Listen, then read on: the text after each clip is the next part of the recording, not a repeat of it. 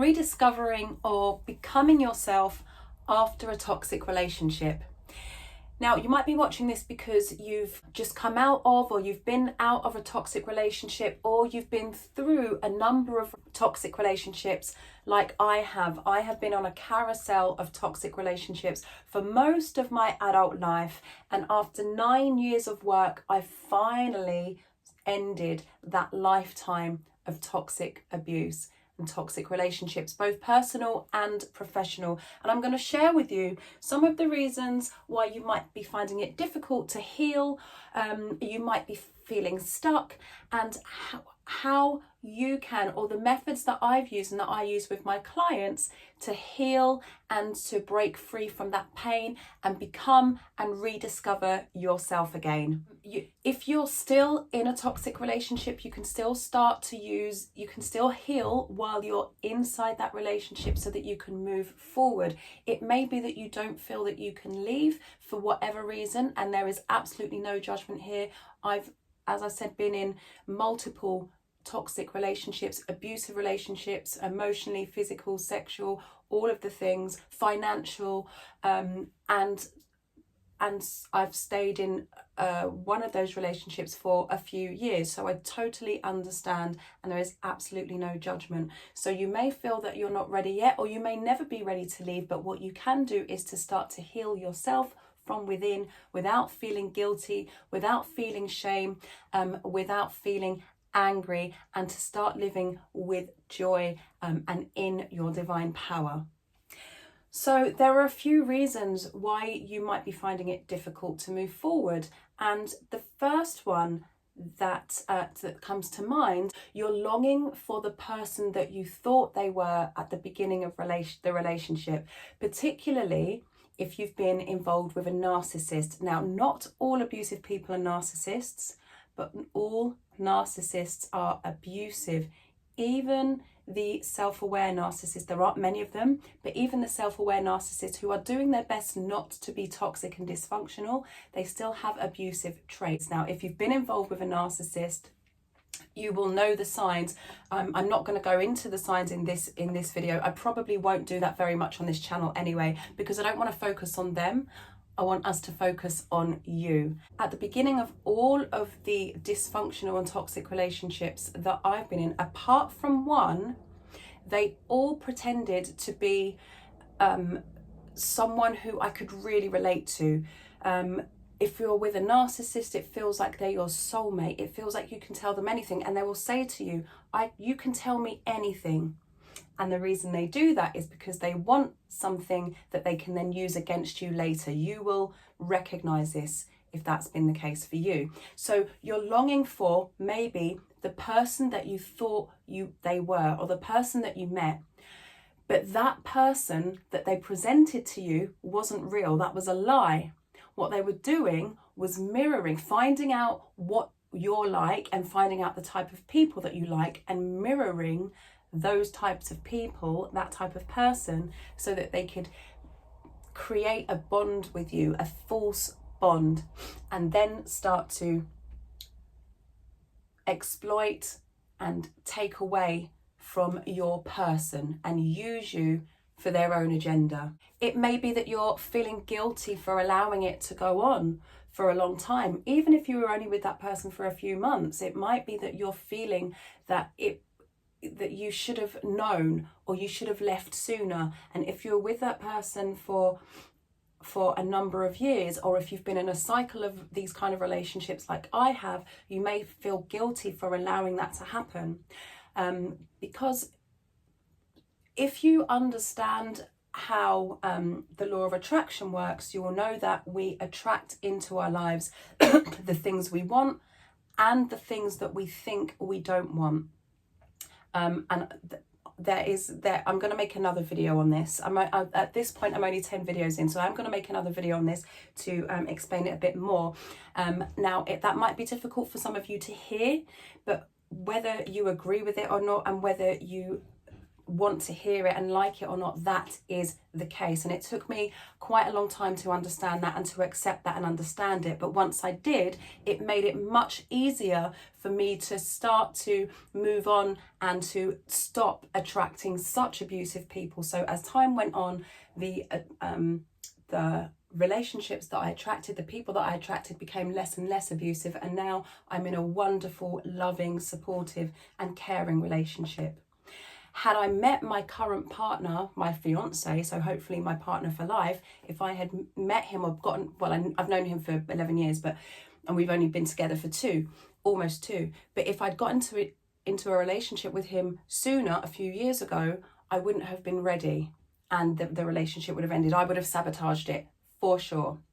So if you're feeling guilty about the allowing it to go on, or for getting into the relationship in the first place, remind yourself that these are very, very devious and very practiced manipulators. They've been practicing this for a really long time. They've got a lot more experience of these relationships from their side than you have. They've got a lot more experience of trapping people, keeping them entrapped, keeping them isolated, and gaslighting and making you feel like you're imagining it or that it's your own fault. They've been doing this for a really long time. So if you're feeling guilty, then by remembering that it's something that they've been doing for a long time and have practiced for probably many, many years, then you can see why it was easy for you to be drawn in and to become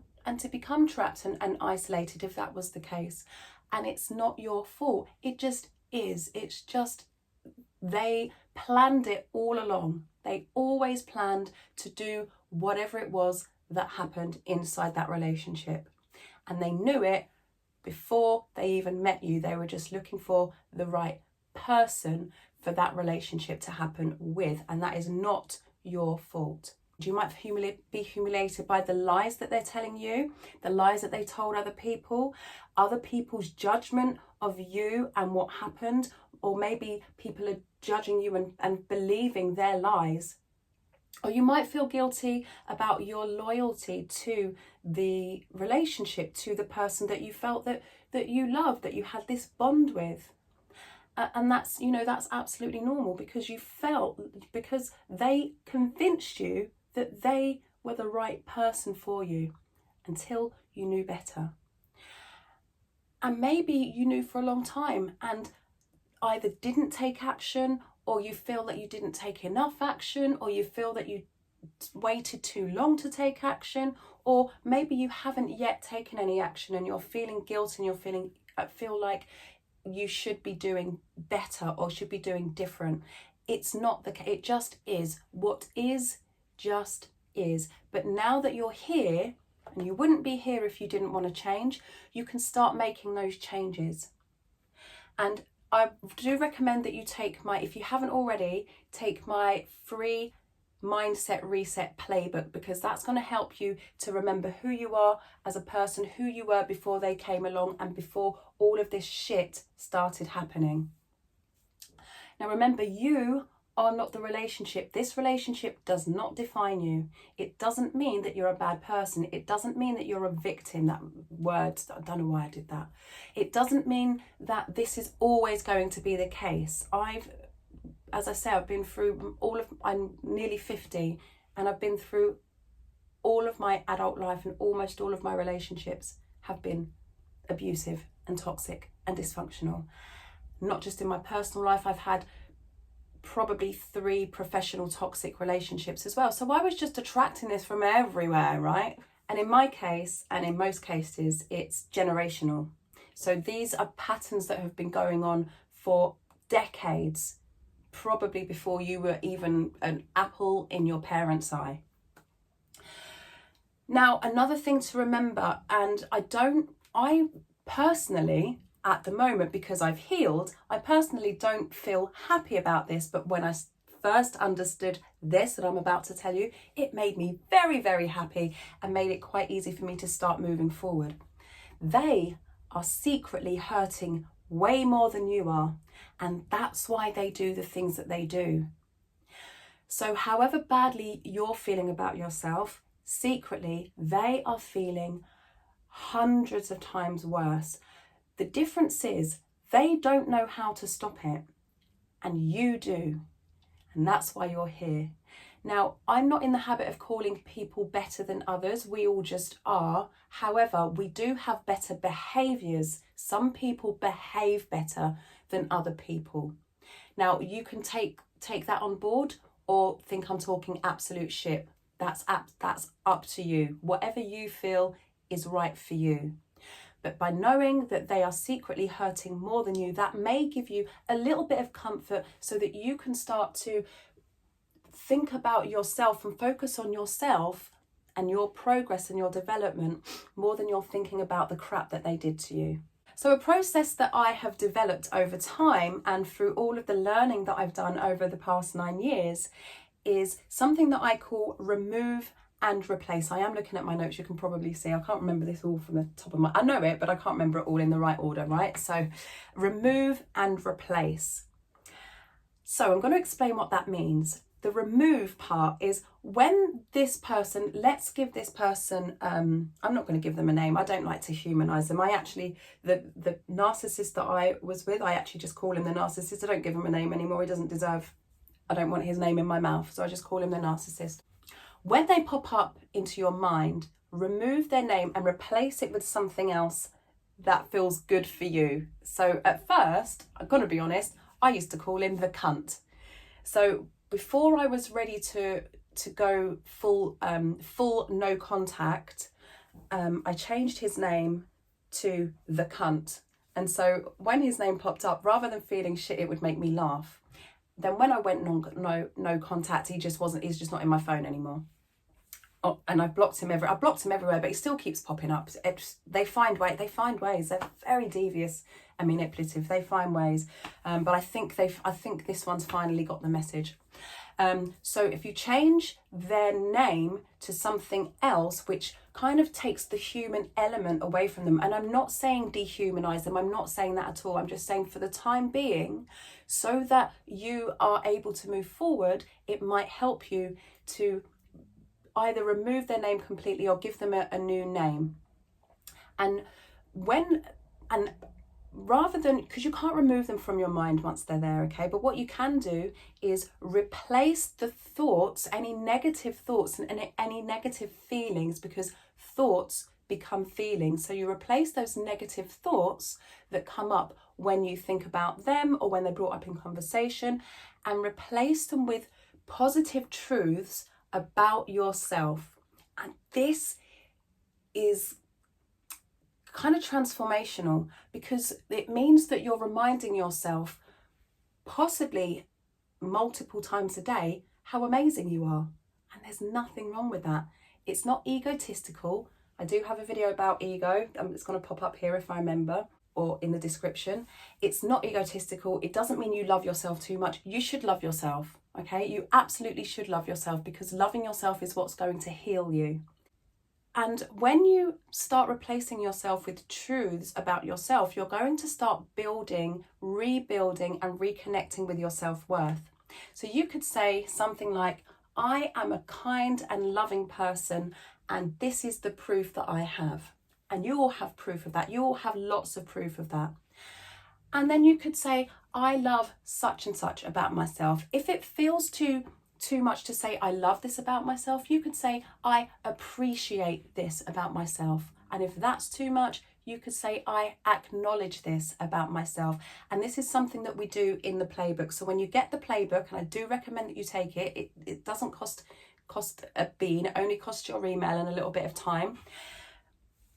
You will see that there are exercises in there, daily exercises for 3 days, that take you through these types of very gentle exercises and activities that help you to just find the love for yourself again. And if you're already feeling self-love, you can find a little bit more. That can't hurt. What you can also do is remove things that remind you of them. So for example, you might have a favourite song that you used to share, or songs that you used to send to each other, or in jokes. Maybe there is some a film or a TV program, you know what I mean, a series, Netflix, you know, Amazon Prime, whatever you use, Disney Plus, I don't know.